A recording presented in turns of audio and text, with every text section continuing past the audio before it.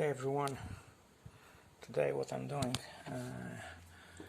I'm replacing the valve stem seals on the BMW N46 engine, and I made this video because I have made my own tool to make it easy. It's not so easy if you don't have the tool. It's cheap, seals they're about $2, something like that. I show you now the tool that I have made. So that's the tool. This is a prototype, so don't, I could do it better, but it does the job anyway. So that tool goes here. This is the second part of the tool. Cannot do it properly because I have my phone in my hand. So see, this part is moving on its own, and this part is moving on its own. So just to quickly show you the way it is, I just set the tool in here, alright, on the valve spring, alright, there we go.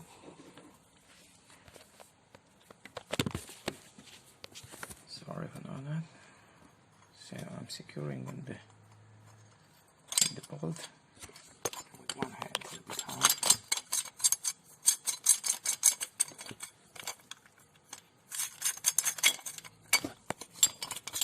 Sorry about the video. Okay, so see now I'm setting the tool on the valve spring, turning this one, it goes down, and it's compressing the spring. Certainly, now with one hand it's a bit hard to show you the way. Right, I will put the phone in different spots so you can see better. So I'm applying a little bit, actually a pressure from the compressor to the cylinder. I set the tool, the angle that I needed. Now, just by turning this, here we go. I have the valve that stays up. Right. I have the valve collars, keepers, whatever you want to call them. Everything is in place now. Now, magnet. Here we go. 1 and 2, and practically it's the same procedure to put it back once you have replaced the valve seals. So something like that costs, I don't know, $3 maybe $5. The problem is just this, the last valve. I had to slightly modify that just to make it work, but it worked. It took me a little while, but no problem at all. See, I have the valve here, spring compressed. So once you replaced, once again apply the air, and the valve will stay up, and you just do reverse what you've done now, and you will be alright.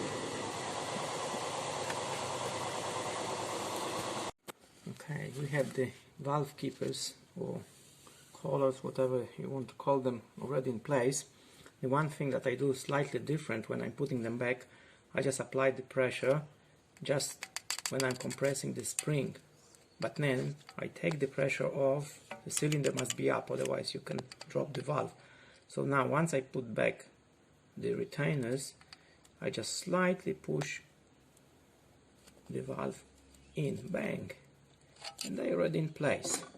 Now I can release the spring. So here we go. Just remember to set the cylinder at the very top so you cannot drop the valve. There we go. And my tool worked perfectly. So I'm not making these videos as a tutorials how to do it, because there's a plenty of that, how to replace the valve steams. I just want to show you an idea of the tool that you can make to help yourself. There's many different ideas, as this one gives me comfort to take my time when I'm doing that. Anyway, here we go. It works perfect. Alright. Hopefully that was useful.